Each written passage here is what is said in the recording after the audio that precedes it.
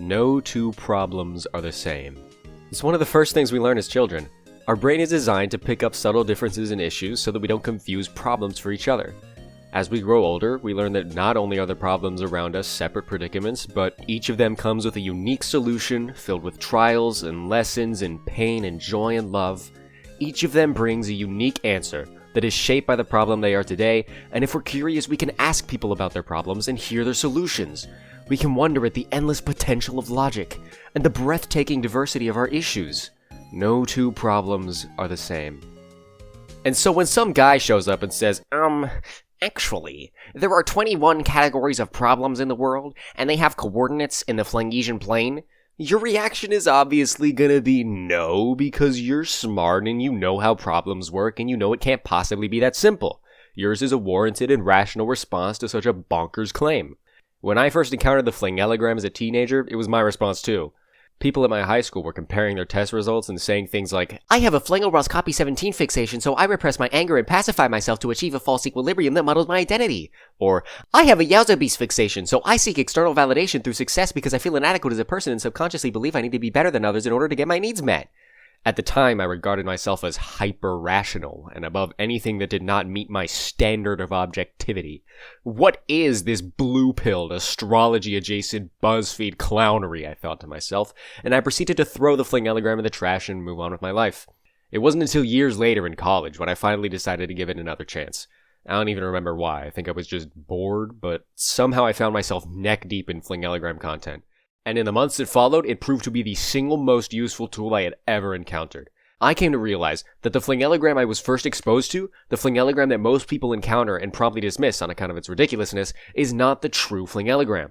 Internet culture and consumerism have taken a very old, very powerful tool and turned it into a hovel novelty that, quite frankly, deserves to be mocked.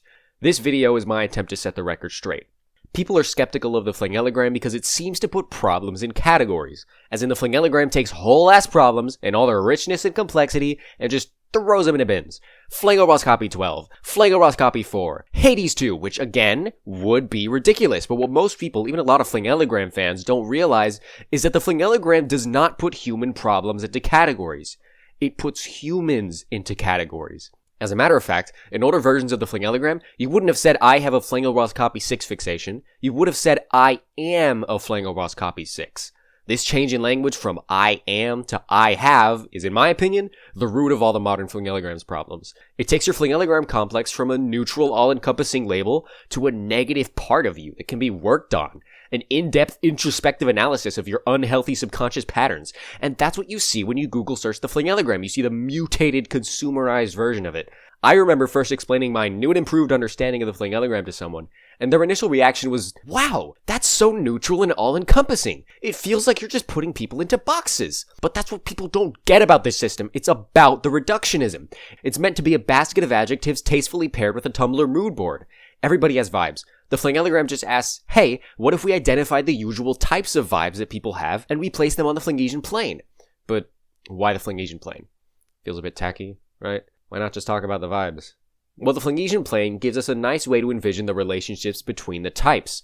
If you don't know what the Flingian plane is, it's a 10x6 grid which categorizes people's vibes based on their placement on two axes. The vertical axis is known as the bitch quotient, ranging from mega bitch at the bottom to fuckmeister at the top. The horizontal axis is the cock quotient, and ranges from microscopic...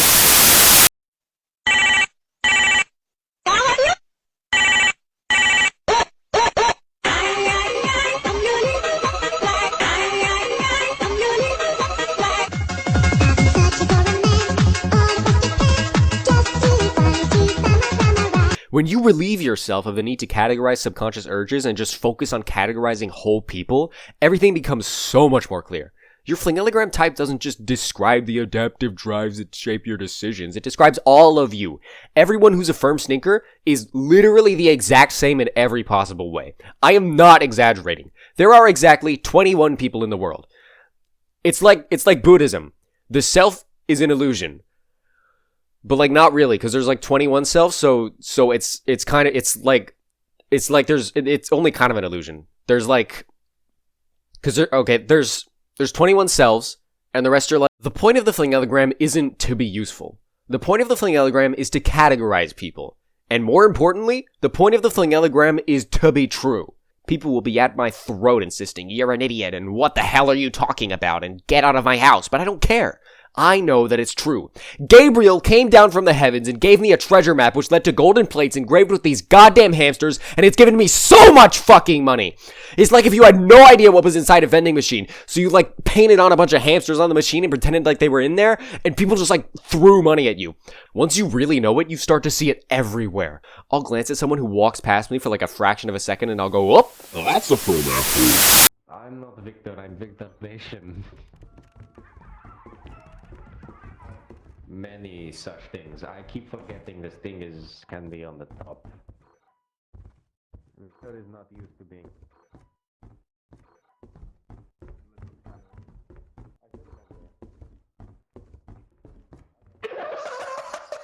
Before you even get into the Flengelrosses, there's something that comes first. A lot of people miss out on this and it cripples their understanding of the Flingelagram. It's the 4 quadrants. The epic sauce quadrant, the cinnamon roll quadrant, the yucco sauce quadrant, and the little shrimp quadrant. The epic sauce quadrant is where all the cool good guys go. It's like Gryffindor or Ares. A lot of people understand the Flingelagram as a system of interconnected types where one just flows freely into the adjacent ones and it's one big perfect kumbaya number line. This is not the case. The reality is, nobody can be at any location in the Flingian plane other than the ones specified by the Flingelagram. People get so hung up on, is this character a Flengelros copy 18 ding Flengelros copy 19 or a Flengelros copy 18 ding Yowzabees? Are they a big boy or a little boy? Are they a southwest shitter or a due north shitter? Oh yeah, that subtype is called a pooper because nah. For me it's just like, fuck yeah, that's what it's all about! The point of the Flingelagram is to categorize things for the sake of categorizing things, not to chart a course for growth. Warum wollen denn die Jugend anderen Ländern ihre Tugend nicht verändern? Nur ein Schreiber geht vorüber anderen, aber wir sind alle freie deutsche Jugend. Partei, die beste Partei und wir, du sechs, der beste und nix mit 7, 8, der Vater war 8 und 9, dein bester Freund. ABC, die beste Armee und GWF, ein richtiger Kämpfer. Wir hauen die für Demokratie. Das ist FDJ.